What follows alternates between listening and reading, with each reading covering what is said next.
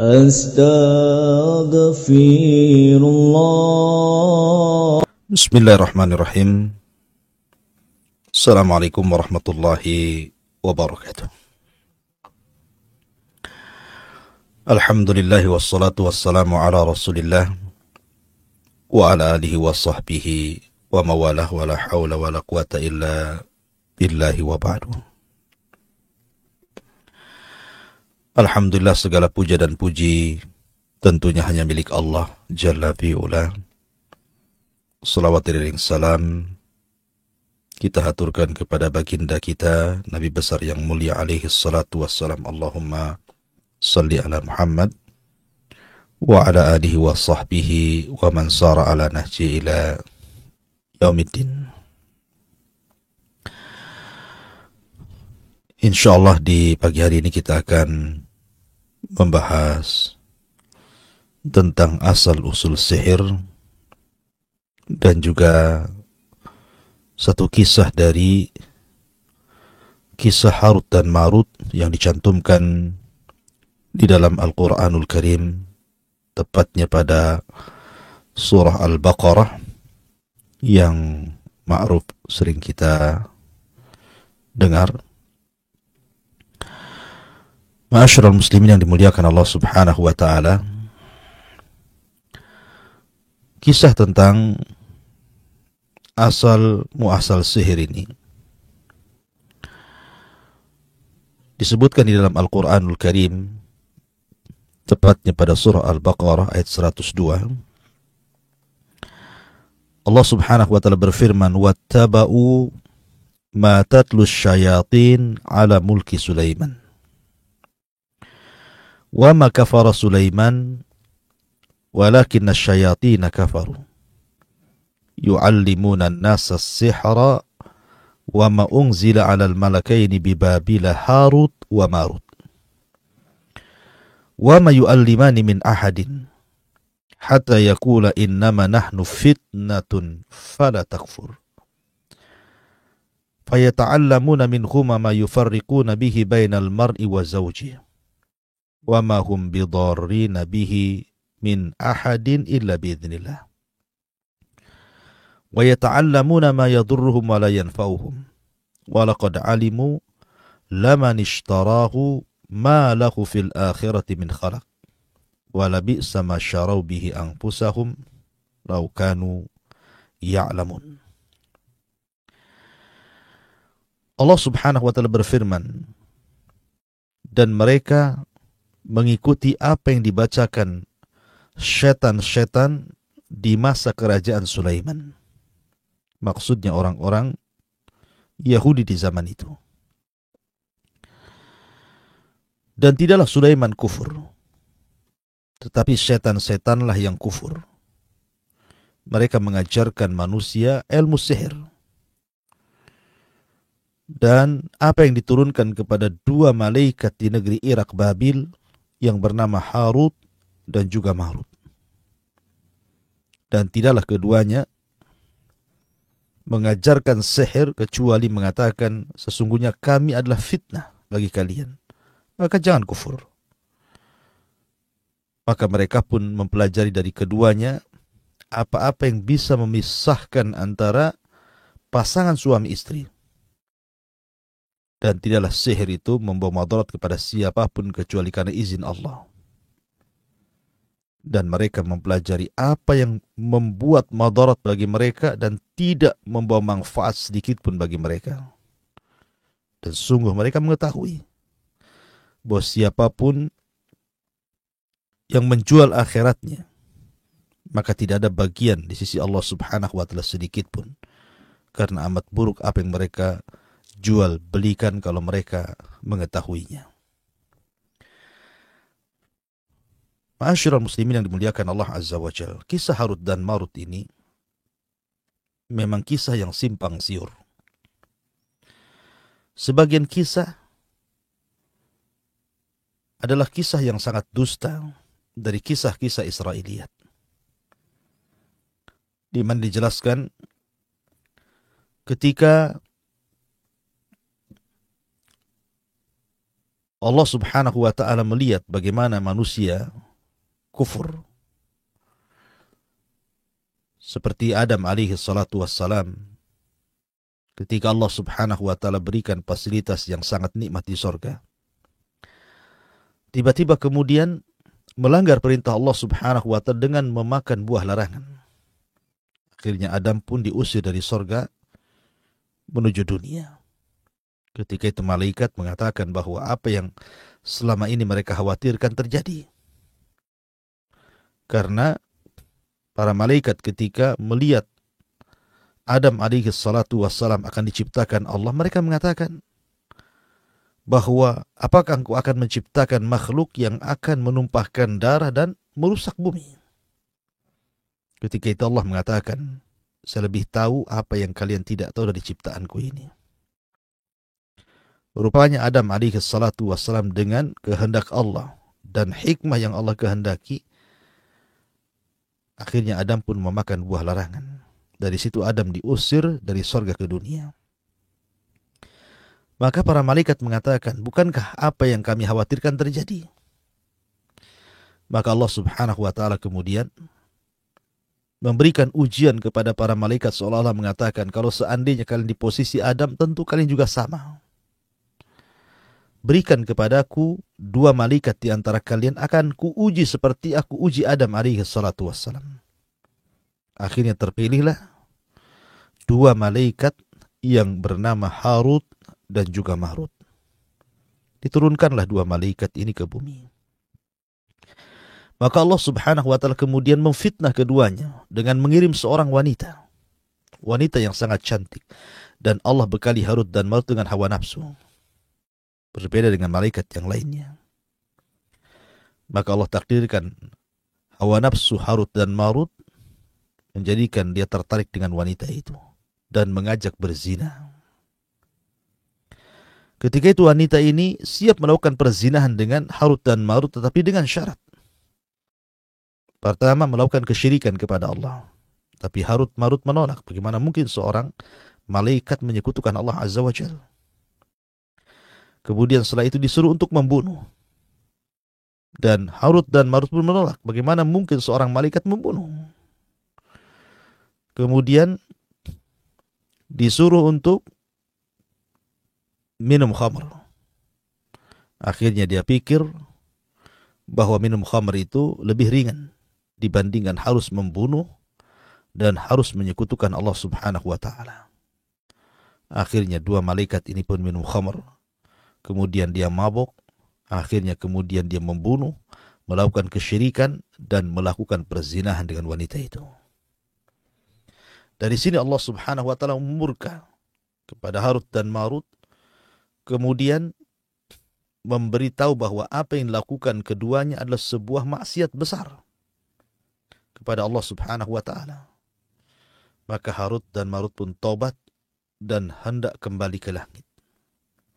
Tetapi Allah Subhanahu wa ta'ala menjanjikan kalau dia sampai kembali ke langit, maka Allah akan masukkan ke dalam Jahannam dan tidak akan pernah keluar dari Jahannam. Atau kalian tetap tinggal di bumi dan kami beri azab sampai waktu yang ditentukan.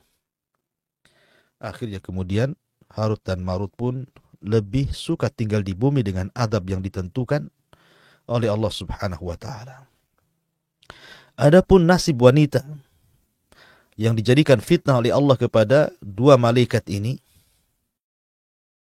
meminta kepada Harut dan Marut untuk mengajarkan Ismul A'zam, nama Allah yang sangat agung, agar dia bisa naik ke langit. Rupanya Harut dan Marut mengajarkan Ismul A'zam kepada wanita ini, akhirnya wanita ini bisa terbang ke langit. Tapi karena dia ahli maksiat, penduduk langit tidak mau menerimanya, maka Allah Subhanahu wa ta'ala kemudian ketika dia naik ke langit, musikhat, diganti bentuknya menjadi bintang-bintang yang ada di langit. Kisah ini kisah palsu, makdzub, karena tidak mungkin malaikat yang maksum, yang Allah Subhanahu wa ta'ala firmankan, la ya'sunallah ma amarahum wa yaf'aluna ma yu'marun. Mereka senantiasa melaksanakan apapun perintah Allah. Mereka tidak mungkin bermaksiat. Sementara kisah Harut dan Marut, tidak mungkin seorang Harut dan Marut yang dikatakan keduanya malaikat berzina, minum khamar, membunuh, melakukan kesyirikan. Naudzubillah. Subhanallah amma yaqulun. Kita bertasbih kepada Allah apa yang mereka katakan. Lalu siapa Harut dan Marut? Bagaimana kisahnya? Bagaimana sihir bisa tersebar di negeri Irak? Dan bagaimana kecintaan orang-orang Yahudi kepada sihir? Dan bagaimana Nabi Sulaiman alaihi salatu wassalam memberantas perdukunan di zamannya. Sampai akhirnya sepeninggalnya tersebar sihir di mana-mana sampai hari ini. Bagaimana kisahnya? 1 jam ke depan kita akan menjelaskan tentang siapa Harut dan Marut dan kemunculan sihir di Babil yang tersebar di Irak. Ma'asyiral muslimin, para pendengar Kiswah TV di manapun Anda berada. Ketika orang-orang Yahudi mereka mulai meninggalkan Zabur dan tidak mau mengamalkan Zabur dan kemudian berpindah kepada sihir. Dan itu terjadi di zaman Nabiullah Sulaiman alaihi salatu wassalam. Lah ketika itu syayatinil jin, setan-setan jin membantu orang-orang yang ada di Babil. Orang-orang yang ada di Babil untuk tersesat dengan sihir. Disebutkan dalam hadis. Jadi jin itu setiap hari naik ke langit. Yastarikus sam'ah, mereka hendak mencuri dengar. Dan itu banyak sekali jin itu. Jadi mereka berlapis-lapis dari bumi sampai ke langit pertama. Kemudian di langit pertama mereka membuat pos sebagai tempat menunggu di mana jin-jin ini mencuri dengar apa yang diwahyukan Allah kepada Jibril dan apa yang disampaikan Jibril kepada para malaikat yang ditugaskan untuk melakukan tugas memakmurkan alam semesta. Karena apabila Allah Subhanahu wa ta'ala hendak menurunkan wahyu, maka suaranya seperti gemerincing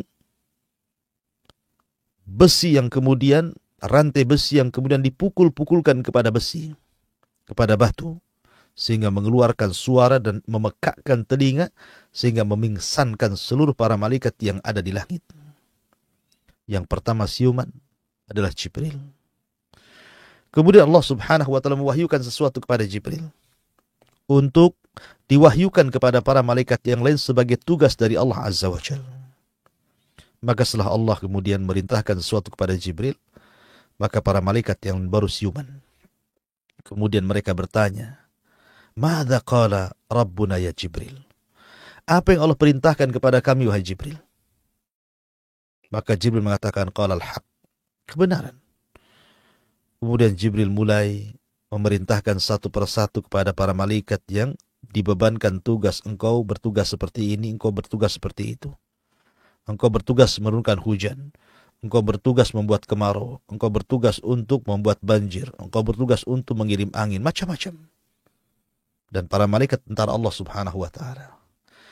Lah ketika Jibril menyampaikan kepada para malaikat tugas-tugasnya inilah, pada setiap malaikat di lapisan-lapisan langit, maka dari pos menjaga jin itu, di langit pertama, terkadang jin mendengar satu kalimat yang disampaikan para malaikat yang ada di langit, yang kemudian satu kalimat ini disampaikan kepada jin yang di bawahnya, jin yang di bawahnya kepada jin yang di bawahnya lagi, jin yang di bawahnya lagi kepada jin yang ada di bawah lagi, terus sampai jin yang ada di bumi. Satu kalimat kebenaran dicampur adukan dengan 99 kedustaan.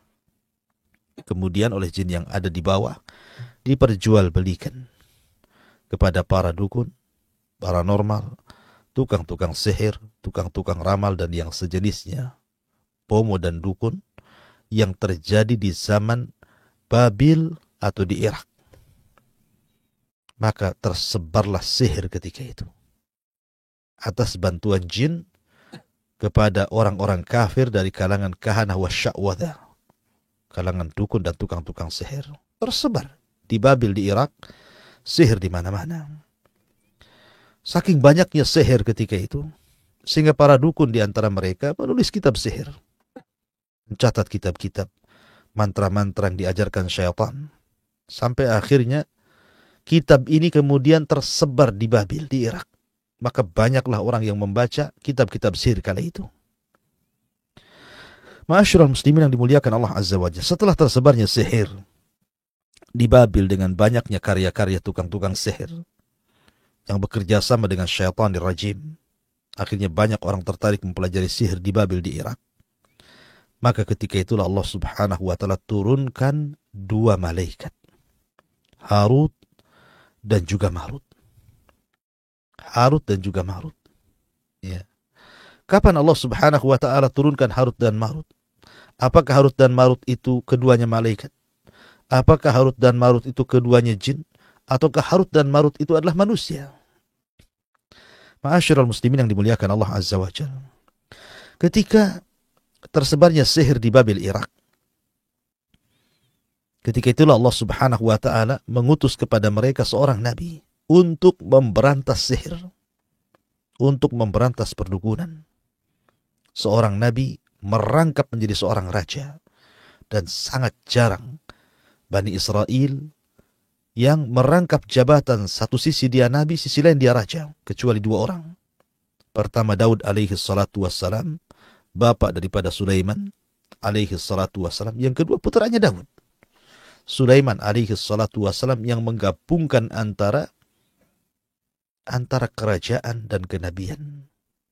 Dan itulah dua nabi dari nabi-nabi Bani Israel yang merangkap jabatan. Nah, Sulaiman pun kemudian mengirimkan pasukan yang sangat kuat, yang sangat besar, untuk menangkap seluruh tukang-tukang sihir di zamannya. Dan merampas buku-buku yang mereka pelajari, yang merupakan buku-buku andalan orang-orang yang belajar sihir. Semua buku-buku tukang sihir itu dirampas. Dan tukang sihir dimintai tobat kalau tidak dibunuh. Akhirnya setelah berhasil Sulaiman mengumpulkan seluruh buku-buku sihir yang tersebar di Babil Irak, maka Sulaiman pun kemudian meletakkan buku-buku sihir itu di sebuah kotak, namanya sunduk, dan kotak itu diletakkan di bawah singgasananya. Ketika itu Sulaiman mengancam siapapun yang mendekati kotak itu, kalau dia adalah jin, maka pasti terbakar. Siapapun yang berani mendekati kotak itu, kalau dia dari kalangan jin, maka dia terbakar. Tapi kalau dia dari kalangan manusia, maka kubunuh dia.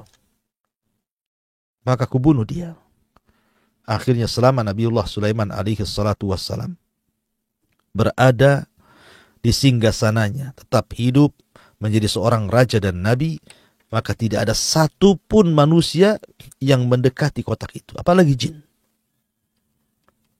Sampai kemudian Allah takdirkan Sulaiman meninggal dunia, bersandar di singgasananya sedang memegang tongkat. Lah ketika itu tidak ada yang tahu bahwa Sulaiman alaihi salatu wassalam meninggal dunia. Sehingga jin-jin yang ditundukkan Sulaiman itu masih bekerja untuk Sulaiman. Sampai akhirnya ketika rayap-rayap mulai menggerogoti singgasananya, kemudian tongkatnya pun sama, akhirnya kemudian tumbanglah jasad Sulaiman. Kenapa jasad Sulaiman tidak busuk? Ya karena jasad para nabi dijaga Allah Subhanahu wa taala. Ketika Sulaiman roboh, kemudian manusia dan jin baru mengetahui Sulaiman meninggal. Kata jin, kalaulah kami tahu Sulaiman meninggal sejak lama, tentu kami tidak dihinakan seperti ini.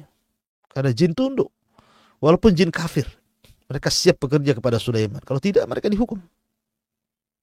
Sehingga mereka mengatakan seperti itu. Kalau kami tahu Sulaiman sudah mati sejak dulu, ngapain kami bekerja, gitu bahasanya. Tapi itulah takdir Allah Subhanahu wa ta'ala. Allah takdirkan jin itu tidak mengetahui yang gaib. Nah, setelah kemudian Sulaiman alaihi salatu wassalam meninggal dunia dan meninggalkan buku-buku sihir di bawah singgasananya, maka iblis kemudian menjelma menjadi orang baik. Kemudian meminta sebagian manusia untuk mengambil buku itu. Tapi banyak manusia yang kemudian menolaknya. Karena tahu itu adalah buku-buku sihir. Sehingga kemudian iblis pun mencari cara bagaimana mengambil buku itu. Dari sinilah kemudian iblis ini akhirnya datang kepada seorang yang bernama Harut dan Marut. Kemudian dia mengatakan kepada Harut dan Marut, maukah kutunjukkan kepadamu sebuah pembendaharaan besar peninggalan Sulaiman alaihi salatu wassalam. Dengan kalian memiliki kotak itu, berarti engkau telah memiliki ilmu Sulaiman. Bohong. Ya, padahal kotak itu isinya buku-buku sihir. Akhirnya kemudian Harut dan Marut pun mendekati kotak itu. Kemudian akhirnya membukanya dan mempelajarinya. Jadilah Harut dan Marut menguasai ilmu tukang-tukang sihir di masa sebelum Sulaiman menjadi nabi dan rasul. Mulailah kemudian tersebar sihir kembali setelah kematian Sulaiman. Dan banyak orang yang kemudian datang kepada Harut dan Marut mempelajari sihir. Dan Harut Marut pun mengatakan bahwa kami tidak mengajarkan sihir kepada kalian kecuali fitnah dari Allah. Maka jangan kufur. Ya. Jadi dari sini menunjukkan bahwa Harut dan Marut adalah manusia, bukan malaikat. Ini juga satu pendapat. Ya. Pendapat yang lain bahwa ketika di Babil setelah Nabi Sulaiman alaihi salatu wassalam diutus kemudian mencari tukang-tukang sihir, memberantas mereka. Nabi Allah Sulaiman itu punya juru tulis, punya sekretaris bahasa kitanya, yang mencatat segala sesuatu firman Allah yang Allah turunkan kepada Sulaiman, termasuk juga Asmaul Azam, nama-nama yang agung yang dimiliki Sulaiman yang kalau berdoa mustajab. Ataupun firman-firman Allah Azza wa Jal untuk menundukkan jin, awan, dan yang semacamnya.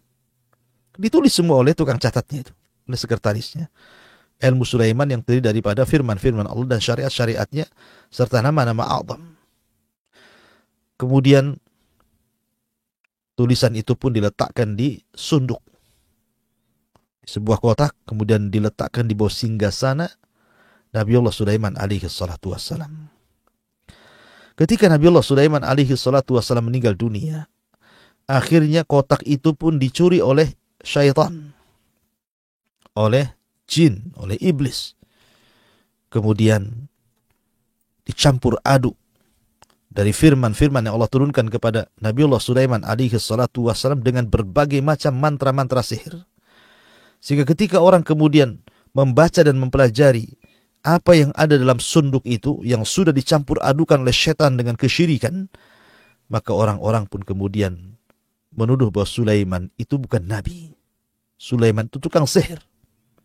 Bagaimana setan hendak menghilangkan citra baik seorang nabi dengan cara mencampur adukan kebenaran dan juga kebatilan.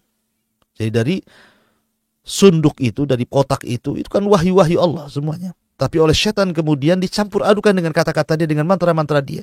Sehingga orang menyangka, oh kalau gitu Sulaiman itulah yang menyihir jin, menyihir awan, menyihir burung-burung, dan yang semacamnya. Karena Sulaiman diberikan kelebihan oleh Allah Azza wa Jalla. Dari situ orang-orang Yahudi menganggap Sulaiman tukang sihir. Sampai sekarang. Ya. Ini pendapat yang kedua. Ada yang mengatakan bahwa Harut dan Marut adalah jin, adalah syaitan yang mengambil buku-buku Sulaiman kemudian dicampur adukan dengan mantra-mantra iblis. Kemudian pendapat yang ketiga, dan ini yang insya Allah mungkin lebih akrab, lebih dekat kepada kebenaran tentang kisah Harut dan Marut, bahwa ketika kesyirikan tersebar di Babil, sihir-sihir tersebar di Babil di Irak, ya, kemudian orang-orang pun mulai menjauhi Zabur, menjauhi kitab yang Allah turunkan kepada mereka, dan kemudian beralih kepada ilmu sihir. Sehingga kemudian banyak di antara mereka menulis buku-buku sihir, akhirnya dipelajari, tersebarlah sihir di Irak, di Babil. Dari sini Allah Subhanahu wa taala turunkan dua malaikat, namanya Harut dan Marut, dengan tujuan. Jadi Allah yang menurunkan Harut dan Marut atas perintah Allah, dan Allah pula yang memerintahkan Harut dan Marut untuk mengajarkan sihir. Jadi Allah yang merintahkan dua malaikat yang bernama Harut dan Marut itu untuk mengajarkan sihir kepada manusia yang ketika itu sihir sudah menyebar di mana-mana. Tapi Allah Subhanahu wa taala ingin memberikan alasan kenapa Allah menurunkan Harut dan Marut kemudian disuruh untuk mengajarkan sihir. Kata para ulama, alasannya karena satu, Allah Subhanahu wa taala ingin menguji manusia. Dengan diturunkan Harut dan Marut dan mengajarkan sihir itu, Allah ingin menguji iman manusia. Apakah iman mereka benar kepada Allah ataukah dusta kepada Allah Azza wa Jalla? Sehingga sebagian orang mempelajari sihir dan sebagiannya lain akhirnya tidak mau belajar sihir karena takut kufur. Jadi Allah sengaja ibtila saja. Untuk ibtila, memberikan ujian kepada manusia tentang keimanan mereka. Kemudian yang kedua, karena waktu itu kan sihir sudah tersebar di Babil, di Irak. Maka dengan diutusnya dua malaikat Harut dan Marut kemudian mengajarkan sihir kepada manusia. Tapi sebelum mengajarkan dia mengatakan, jangan kalian pelajari karena ini fitnah. Bisa memisahkan suami istri. Maksudnya adalah supaya terbedakan mana mukjizat, mana sihir. Supaya terbedakan mana mukjizat yang Allah berikan kepada Sulaiman, mana sihir-sihir dipelajari orang-orang Babil. Maka diutusnya Harut dan Marut itu untuk membedakan itu. Kemudian yang ketiga, juga supaya terbedakan antara kalam al-anbiya dan kalam sahara. Ucapan para nabi dan ucapan tukang-tukang sihir. Jadi itulah alasannya kenapa Allah Subhanahu wa taala mengutus Harut dan Marut untuk menguji keimanan manusia supaya terpisahkan mana sihir, mana mukjizat, dan juga supaya terpisahkan mana kalam al-anbiya, para nabi, dan mana kalam tukang-tukang sihir. Lah sebagian orang-orang yang kemudian kufur kepada Allah Azza wa Jalla datang kepada Harut dan Marut, orang-orang Yahudi ini, meminta agar diajarkan kepada mereka tentang sihir. Tapi Harut mengatakan, jangan ini fitnah. Kalau kalian belajar kalian akan kufur. Maka sebagian yang lain tidak mau belajar. Tapi orang-orang jahat, orang-orang kafir, mereka justru kemudian belajar sihir untuk mencelakakan manusia dengan sihir itu. Jadi inilah pendapat yang kuat wallahu alam bahwa Harut dan Marut itu dua malaikat. Tapi bukan kisah seperti kisah yang pertama. Malaikat itu bermaksiat, tidak. Ya, itu kisah yang tidak benar. Maknanya bahwa ketika tersebarnya kesirikan dengan banyaknya sihir di mana-mana, maka Allah mengutus malaikat untuk mengajarkan sihir. Lah dari situlah kemudian terbedakan mana sihir, mana mukjizat, mana kalam anbiya, mana kalam tukang-tukang sihir, mana orang yang tetap kokoh di atas keimanannya dan mana orang-orang yang mudah luntur karena keimanannya. Makanya Allah Subhanahu wa taala kemudian berfirman tentang masalah ini. Ini pula yang menjadikan kemudian kisah ini, ya, yang menjadikan kemudian orang-orang Yahudi mereka tidak suka dengan Nabiullah Sulaiman. Orang-orang, jadi ketika Nabi SAW menceritakan bahwa Sulaiman itu seorang nabi di Madinah, kan di Madinah itu banyak orang Yahudi. Orang-orang Yahudi mengatakan, apalah nabimu itu mengatakan Sulaiman nabi. Sulaiman itu bukan nabi, Sulaiman itu tukang sihir. Itu orang-orang Yahudi yang mengatakan seperti itu. Karena orang-orang Yahudi itu juga membenci Jibril dan Mikail, bukan Sulaiman saja. Bahkan menyangka bahwa yang menyebarkan sihir di Babil adalah Jibril dan Mikail. Mereka memburuk-burukan dua malaikat ini dan memburuk-burukan seorang Nabi Ibnu Dawud, Sulaiman alaihi salatu wassalam. Makanya Allah Subhanahu wa taala firmankan di sini, wattaba'u ma tatlus syayatin ala mulki Sulaiman. Dan mereka orang-orang Babil, orang-orang Irak, mereka mengikuti apa yang setan-setan bacakan kepada mereka. Tentu dari perdukunan, ilmu-ilmu sihir. Ala mulki Sulaiman, di zaman Nabiullah Sulaiman. Kemudian Allah mengatakan, wa ma kafara Sulaiman. Sulaiman tidak kafir. Sebagaimana prasangka orang-orang Yahudi, bahwa Sulaimanlah bapak daripada tukang-tukang sihir yang tersebar di Babil Irak. Tidak, Sulaiman tidak kafir. Walakinna syayatina kafaru, setanlah yang kafir, bukan Sulaiman.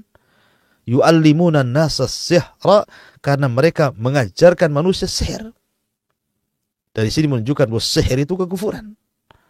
Ya, karena sebagian para penyihir itu ada yang menginjak Al-Quran, ada yang mengencingi Al-Quran, ada yang menghinakan Al-Quran, ada yang kemudian mengolesnya Al-Quran dengan darah-darah najis seperti darah haid. Ada yang kemudian merobek-robek Al-Quran, ada yang kemudian mencoret-coret Al-Quran, ada yang kemudian menghina dan merendahkan Al-Quran. Begitu seterusnya. Dari sini maka sihir itu kekufuran.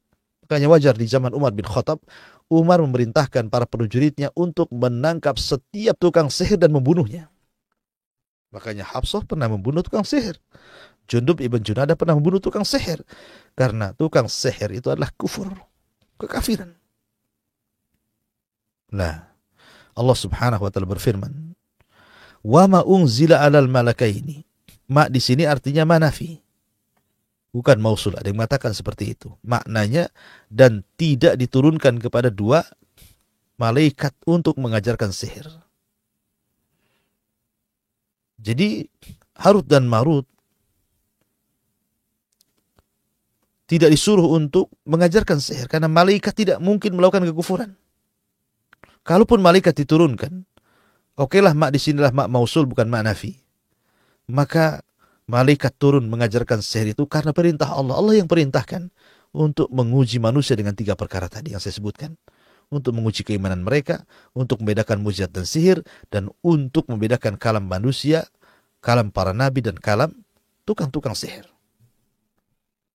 Makanya Allah mengatakan, wa ma unzila alal malakain bi Babila Harut dan Marut. Di negeri Irak, di negeri Babil, 2 nama Harut dan juga Marut.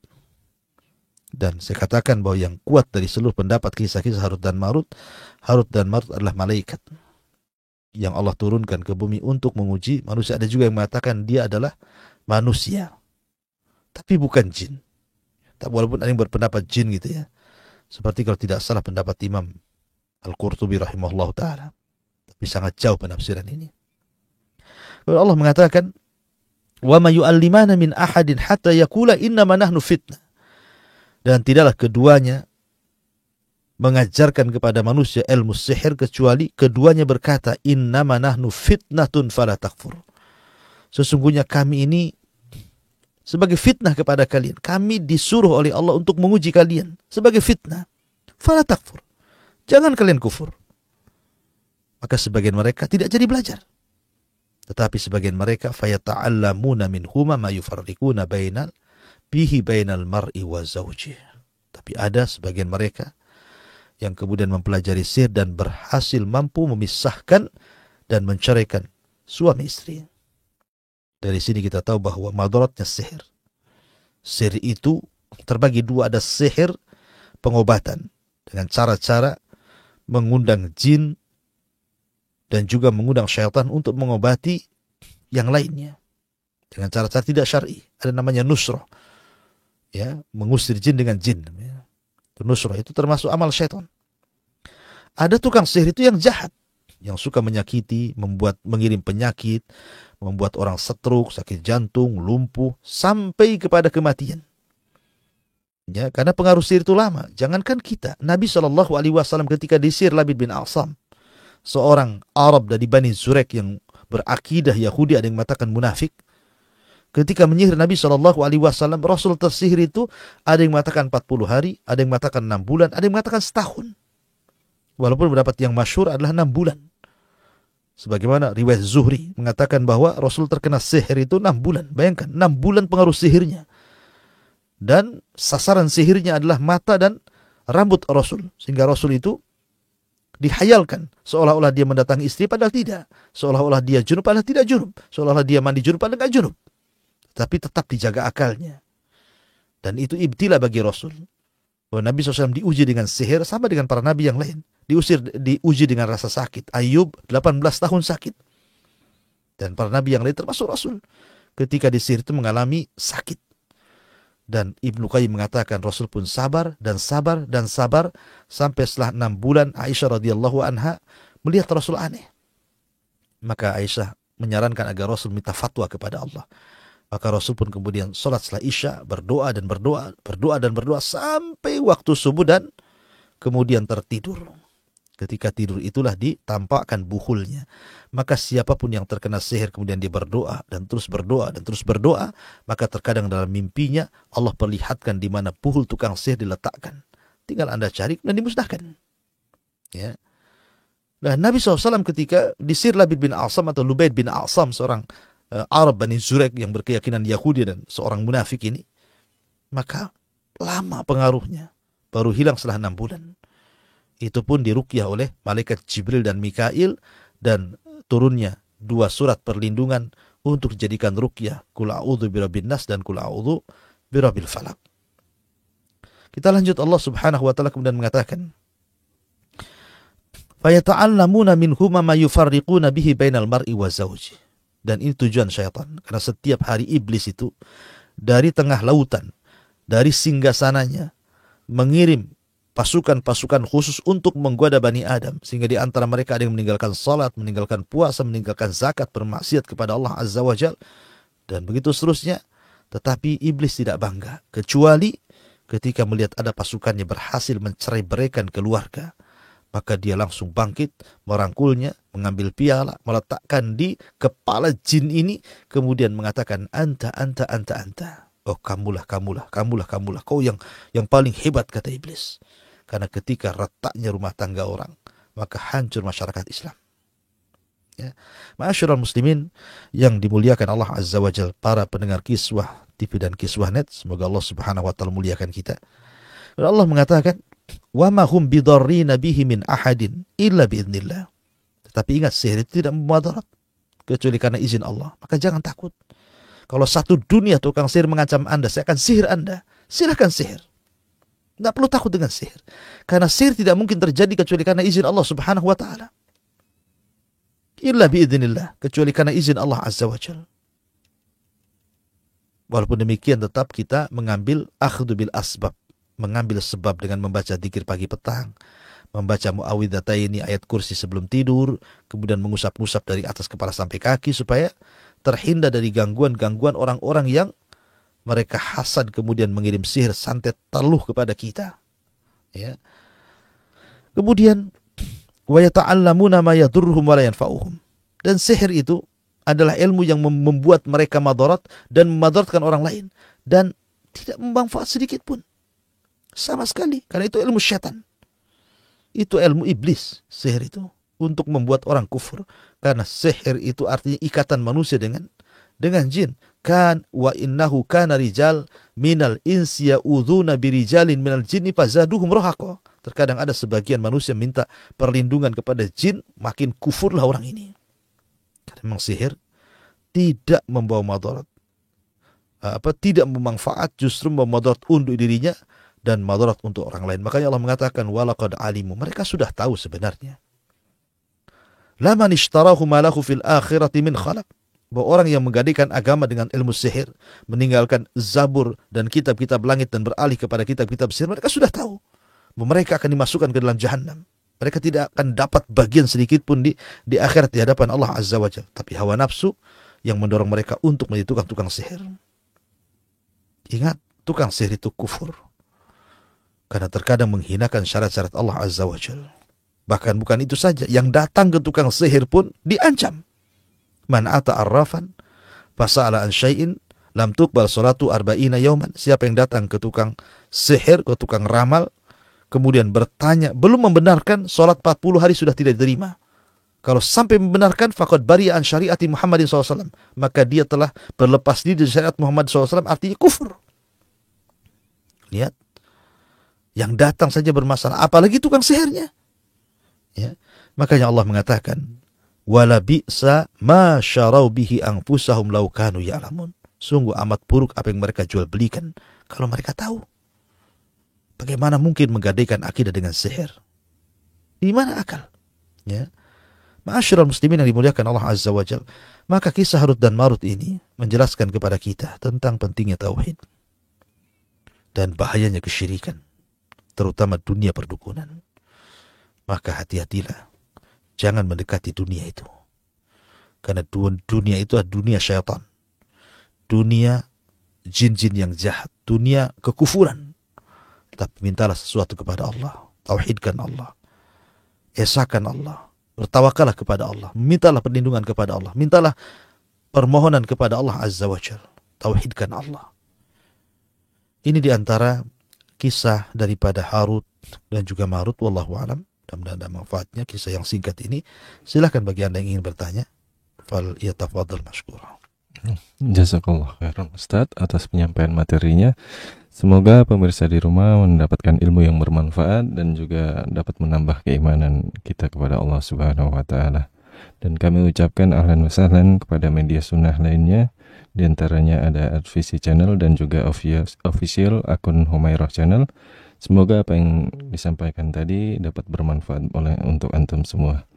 Dan silahkan bagi yang ingin berinteraksi dengan Ustadz dapat menghubungi kami langsung di nomor 0812-6873-3202 atau bisa juga melalui chat live di akun platform Kiswah TV di YouTube ataupun di Facebook. Kita bacakan pertanyaan yang masuk di WhatsApp Kiswah TV. Assalamualaikum warahmatullahi wabarakatuh Ustadz. Ingin bertanya, apakah pergi ke tukang dukun dapat mengeluarkannya dari Islam? Dan apakah hukum orang yang pergi ke dukun dan dia tidak mengetahui hukum syariatnya dalam masalah ini sama dengan mereka yang mengetahui hukumannya? Mohon penjelasannya Ustaz.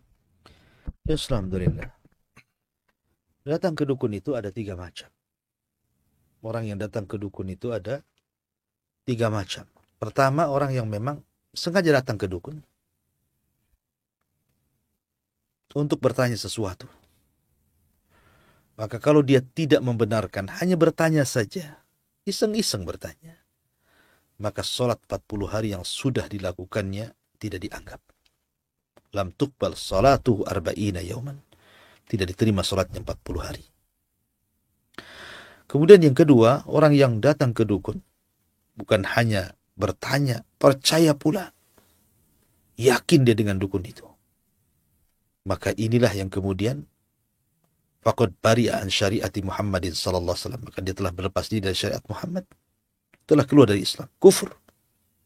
Karena orang yang bermuamalah dengan dukun itu, maka akhlaknya sama dengan dukun. Biasanya disuruh untuk kufur kepada Allah Azza wa Jalla, menyembah kepada jin dan syaitan, menjadi hamba-hamba abadatus syayatin. Kemudian yang ketiga, orang datang ke dukun hanya ingin ngetes saja. Seperti yang dilakukan oleh Al-Hajjaj Ibn Yusuf Al-Thaqafi. Ketika dia kemudian di hadapannya ada dukun, tukang ramal. Hajjaj pun kemudian tiba-tiba mengambil batu di tangannya setelah dihitung. Kemudian kata Hajjaj kepada dukun itu, tahukah kamu berapa isi batu di tangan saya? Dukun itu menjawab sekian, benar pula. Tiba-tiba kemudian Hajjaj pun langsung mengambil batu yang lain. Setelah kemudian ngobrol panjang lebar, ketika lengah sang dukun, diambilnya batu itu tanpa dihitung. Langsung diambil, kemudian kata Hajjaj, berapa isinya? Dukun itu mengatakan, saya tidak tahu. Rupanya apa yang kita tidak tahu, dia pun tidak tahu. Apa yang kita tahu, dia tahu. Karena ada komunikasi antara korin kita dengan korin dia. Artinya kalau ngetes aja nggak apa-apa. Tapi jangan kemudian bertanya, mempercayai, apalagi sampai kemudian menggunakan jasa mereka. Maka ini terancam. Mana'ata arrafan au kahinan fasa'alan syai'in fasaddaqahu lam tuqbal salatuhu faqad bari'an syariati Muhammadin sallallahu alaihi wasallam. Maka kalau Anda datang ke dukun, sekali lagi, lihat Anda di bagian yang mana ini. Pertama, kedua, atau ketiga. Adapun orang yang tidak tahu hukumnya datang ke dukun, tetap saja zahirnya Anda datang ke dukun walaupun Anda tidak tahu hukumnya. Orang yang sudah tahu tentu lebih parah lagi. Kalau sudah tahu itu dukun, masih pula datang ke dukun dan bukan untuk mengetes. Maka kalau memang sudah pernah terlanjur datang ke dukun dan Anda tidak tahu kala itu, baru tahu dan hijrah hari ini, maka banyak-banyak beristighfar. Banyak-banyak istighfar, berdoa kepada Allah Azza wa Jalla akan diterima tobatnya. Karena bagaimanapun dunia perdukunan, dunia kesyirikan, dunia sesembahan kepada selain Allah, berbahaya. Karena dalam dunia perdukunan itu ada istilah, pertama kahin, tukang ramal terhadap apa yang akan terjadi di masa depan. Kemudian yang kedua arraf, kahin dengan Arab itu kurang lebih. Bahkan setiap kahin arraf, tapi tidak semua arraf itu kahin. Karena arraf itu bukan hanya meramalkan sesuatu yang akan datang, tapi dia juga bisa meramal sesuatu yang telah terjadi. Seperti orang hilang barang, datang ke dukun, kemudian kata dukun, oh barang kamu itu di sini. Berarti dia bukan kahin tapi arraf, tinggi lagi ilmunya. Kemudian ada namanya munajim. Munajim itu dukun menggunakan zodiak perbintangan, media-media bintang, kemudian meramalkan sesuatu dengan bintang. Disebut munajim, ahli nujum. Lah, ilmu nujum sendiri terbagi menjadi dua. Ada ilmu tasir, ada ilmu taksir. Kalau tasir boleh. Seperti untuk perakiraan cuaca, tidak ada masalah. Tapi kalau taksir, bahwa bintang itu mau pengaruh, nah itu tidak boleh. Syirik haram. Ya. Kemudian juga yang paling akhir dalam istilah dunia perdukunan itu disebut sahir. Dan ini paling jahat. Yang paling jahat karena bukan hanya sekedar mengobati, tapi tukang sihir ini bisa menyakiti. Bahkan terkadang sampai membunuh. Ya kan? Makanya saya sarankan kalau memang pernah datang ke dukun, atau Anda yang jadi dukun, bertobatlah. Kembali kepada Allah. Tauhidkan Allah Azza wa Jalla. Wallahu a'lam. Nah, jazakallah khairan Ustaz atas penjelasannya. Dan pertanyaan selanjutnya, Assalamualaikum warahmatullahi wabarakatuh Ustaz. Waalaikumsalam. Melihat fenomena di zaman ini banyak ahli dukun dianggap sebagai wali ataupun orang yang dialimkan. Apa yang seharusnya kita lakukan sebagai Ahlus Sunnah wal Jamaah Ustaz? Mohon nasihatnya. Ya alhamdulillah, kita peringatkan manusia dari dunia perdukunan. Apalagi sekarang banyak dukun-dukun yang kemudian berkedok islami.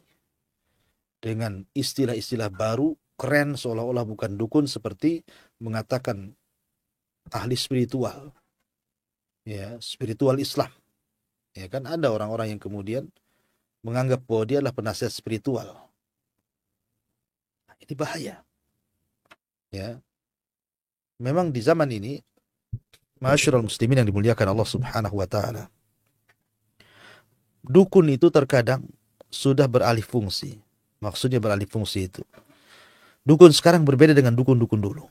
Kalau dukun-dukun dulu memang menyeramkan. Kadang pakaiannya hitam semuanya dari kaki sampai kepala, pakai pakaian hitam, kadang pakai kalung tengkorak, kadang hidup di lereng-lereng bukit, kadang untuk menjangkaunya juga jauh, kemudian rumahnya seram, orangnya kotor, macam-macam. Tapi sekarang tidak. Rupanya dukun mengikuti kemajuan zaman. Ya, sekarang dukun tuh kadang-kadang kayak kiai, pakai jubah, pakai serban, pakai tasbih, pakai tongkat kemana-mana, kemudian dikirnya nggak berhenti gitu kan. Tapi prakteknya perdukunan. Ya, jadi kita harus bedakan. Bagaimana kita tahu bahwa ini dukun, ini kiai? Ya kita lihat prakteknya. Kalau dia ketika praktek dia, contohnya umpamanya, dia bertanya-tanya soal siapa nama ibumu. Itu apa ditanya ibu? Kan dalam Islam itu justru nasab ke bapak. Karena memang itu praktek jin. Ya. Kemudian juga bertanya soal pribadi, kemudian sok-sok tahu tentang masalah yang gaib. Seorang ustaz tidak mungkin sok tahu tentang yang gaib. Karena dia tahu bahwa yang gaib tidak ada yang tahu kecuali Allah. Kenapa kemudian bicara tentang yang gaib pula dia? Seperti kemudian mampu menangkap jin, menangkap ini, menangkap itu, lu subhanallah. Ya. Jadi intinya bahwa lihat prakteknya. Kalau prakteknya menyimpang dari Islam, tidak menggunakan sistem ruqyah yang syar'i, malah ruqyah yang syirki, maka nggak mungkin ini dilakukan seorang kiai, ya seorang ustadz, pasti dia dukun. Walaupun penampilannya beti saja, beda tipis gitu istilahnya ya. Nah, jadi di masyarakat Anda sebagai orang yang paham akidah dan tauhid terus peringatkan masyarakat, peringatkan manusia, jangan sekali-kali terkecoh dengan dunia perdukunan karena akan menyesatkan mereka. Ya dukun ini kan ngeri, kesyirikan yang paling tinggi karena mereka menyembah setan masalahnya. Wallahu a'lam. Insyaallah, jazakallah khairan Ustaz atas penjelasannya. Dan pertanyaan selanjutnya, Assalamualaikum warahmatullahi wabarakatuh. Waalaikumsalam. Dari saudara Ibrahim di Pontianak. Di tempat ana setiap malam Jumat ada makanan yang ditaruh pada tempat keramat. Lalu setiap malam Jumat itu saya dan kawan-kawan selalu mengambil sesajen tersebut untuk dimakan rame-rame. Mohon penjelasannya Ustaz, apakah makanan ini halal atau saya berdosa karena mencuri makanan tersebut? Alhamdulillah, lihat makanannya. Kalau makanannya bukan terkait sembelihan, Tidak ada masalah seperti roti, buah-buahan. Tapi kalau makanan terkait sembelihan tidak boleh. Ada daging ayam, daging sapi, daging unta, daging-dagingan di situ, daging burung. Tidak boleh. Karena sembelihan itu terbagi menjadi 4 macam. Ada orang yang ketika menyembelih membaca basmalah, diniatkan karena Allah, maka ini sembelihan tauhid. Yang kedua, ada orang yang ketika menyembelih membaca basmalah, tapi diniatkan bukan karena Allah. Seperti tadi, sesembelihan sesajen tadi. Terkadang menyembelihnya baca basmalah, tapi diniatkan bukan karena Allah. Untuk keramat, untuk tempat-tempat klinik. Nah, itu tidak boleh, haram. Karena niatnya salah. Kemudian yang ketiga, tidak baca basmalah. Diniatkan pula untuk Allah. Ya, ini pun tidak bisa dimakan. Karena syarat dimakannya sembelihan itu kalau baca basmalah. Kemudian yang paling parah sudah tidak baca basmalah, diniatkan pula karena Allah. Ini udah kuadrat dosanya. Jadi, masuk yang mana ini? Tentu masuk yang kedua. Walaupun dia baca basmalah, tapi kalau untuk sesajen tetap haram. Tak boleh. Jangan dimakan. Nah, kecuali kalau memang tidak berkaitan dengan sembelihan. Kayak jeruk, salak, buah-buahan, roti. Tidak ada masalah. Tapi kalau sudah kaitan dengan sembelihan, haram. Tidak boleh dimakan. Wallahu a'lam. Ya, jazakallah khairan Ustaz atas penjelasannya. Dan pertanyaan selanjutnya dari saudara Edi di Cimahi. Bismillah, Assalamualaikum warahmatullahi wabarakatuh. Waalaikumsalam. Saya ingin bertanya Ustadz, kalau ada orang Islam meninggal karena santet, apakah nanti di hari perhitungan hukumannya sama dengan orang digibah Ustadz?